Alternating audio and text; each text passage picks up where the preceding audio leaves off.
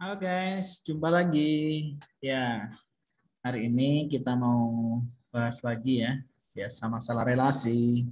Nah, kemarin aku waktu buka di media sosial, ada satu cuplikan. Ya, tentunya ini bisa membuat pelajaran buat kita yang mau menikah maupun yang sudah menikah. Jadi, ceritanya itu begini guys. Ya, jadi satu kali si cowok ini dia mau menikah dengan perempuan ini. Nah, pas dia menikah itu ternyata hari ulang tahunnya.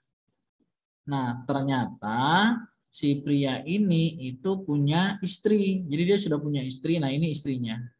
Dan si istri ini datang ke acara ini ya, guys. Ya, jadi dia bawa kue ulang tahun karena berketepatan saat itu suaminya ini itu berulang tahun.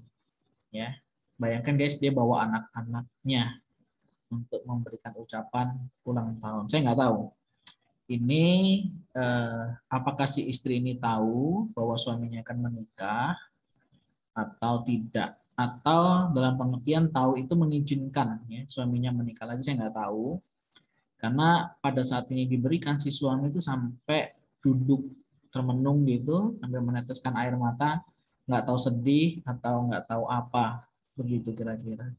Nah, ini situasi yang terjadi.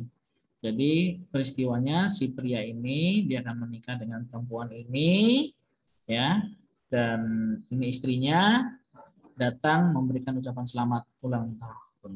Nah, dari hal ini apa yang bisa kita pelajari? Ada beberapa hal yang bisa kita pelajari ya dari peristiwa ini. Yang pertama, buat teman-teman yang mau menikah ya, pastikan pasanganmu itu benar-benar sesuai dalam pengertian begini. Dia single ya, tidak memiliki status hubungan pernikahan dengan orang lain. Karena kalau kita menikah dengan pasangan orang lain berarti kita sedang merebut ya pasangan itu dari pasangannya, atau tentunya hal ini tentunya nggak baik ya. Jadi pastikan bahwa calonmu adalah single. Single dalam pengertian dia tidak dalam status pernikahan, perkawinan dengan orang lain. Nah, itu bisa ditelusuri ya melalui cek data. Biasanya kalau kita mau menikah, baik di gereja maupun di pencatatan sipil, itu harus melengkapi beberapa berkas. Nah, diantaranya adalah status belum menikah. Ya, itu kalau nggak salah N1 atau apa begitu ya nama datanya.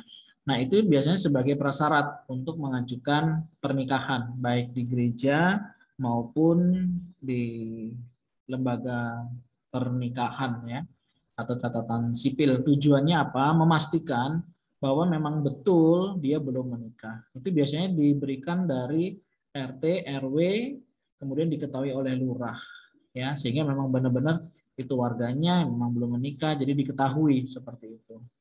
Nah, itu penting sekali buat teman-teman ya yang belum menikah.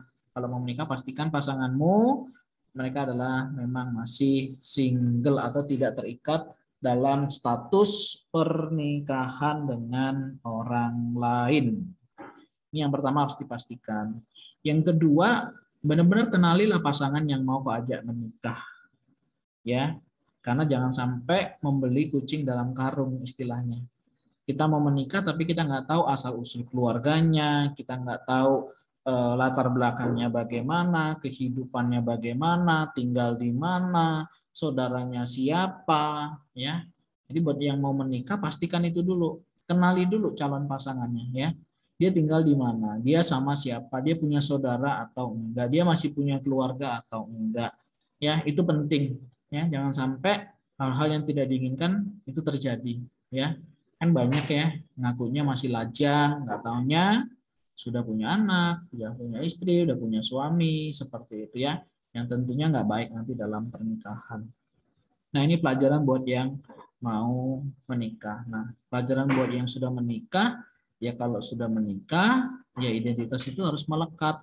Jangan sampai justru hal ini justru akan menjadi penghambat dalam pertumbuhan pernikahan, ya. Jadi misalnya kayak si pria ini ya harus komunikasi dengan pasangannya, gimana statusnya, jangan sampai double status kayak gini kan kasihan.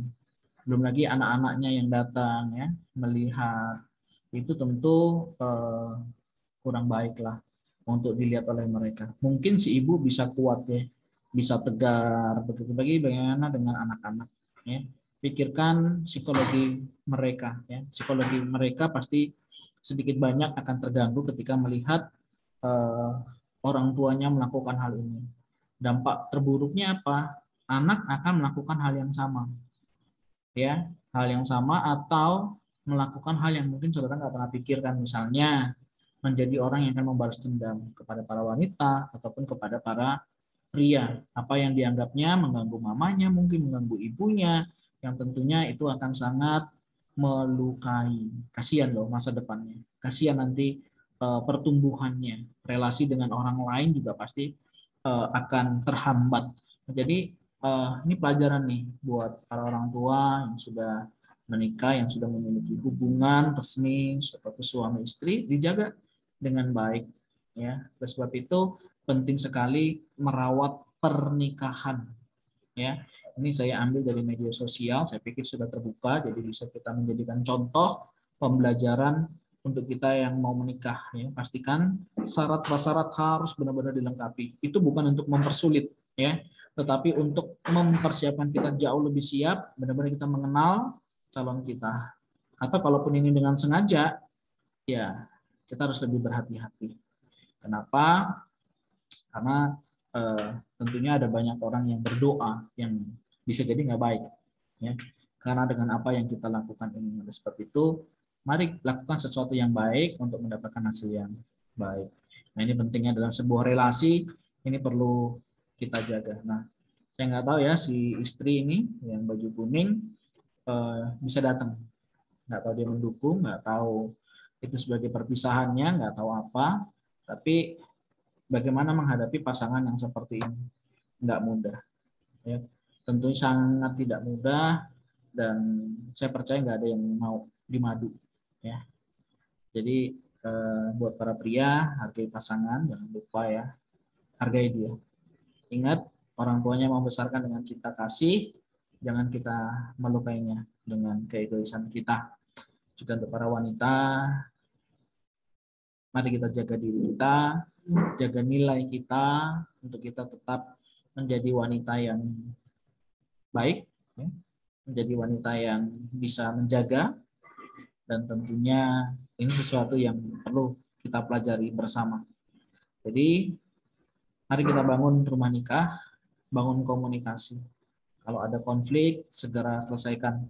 Jangan diam-diam ya, atau tidak mau membicarakan, sehingga itu seperti sekam di dalam, seperti api di dalam tumpukan sekam. Memang nggak kelihatan sih marah-marah, nggak kelihatan ada pertengkaran, tapi tiba-tiba semuanya sudah terbakar dan penyesalan selalu di belakang. Karena kalau di depan itu namanya pendaftaran. Oke, pelajarannya buat kita bersama ya. Setiap orang bisa jatuh. Oleh sebab itu kita harus berhati-hati, kita harus waspada. Supaya apa? Supaya rumah nikah kita tetap baik ya, menjadi rumah nikah yang kalau teman-teman sakinah mawaddah warohmah. Kalau kita sebagai umat percaya, kita menjadi keluarga yang mengasihi Tuhan. Ingat, apa yang sudah dipersatukan oleh Tuhan tidak boleh diceraikan oleh manusia, dan hanya maut yang memisahkan. Jadi jangan mencoba-coba melakukan hal-hal yang seperti ini, karena hal-hal ini bisa melukai hidupmu, bisa melukai pasanganmu, dan juga bisa melukai keluargamu ataupun keturunanmu. Mari kita jaga rumah nikah kita dengan baik. Komunikasikan. Jika membutuhkan pembimbing, pendamping, konselor, segera hubungi. Sehingga jangan sampai sudah akut, nggak bisa tertolong. Saya percaya, setiap masalah pasti ada jalan keluar. Kalau kita tidak menemukan jalan keluar, mari kita temukan jalan masuknya. Terima kasih, salam pernikahan, salam sejahtera, salam bahagia selalu. Terima kasih, Tuhan Yesus memberkati.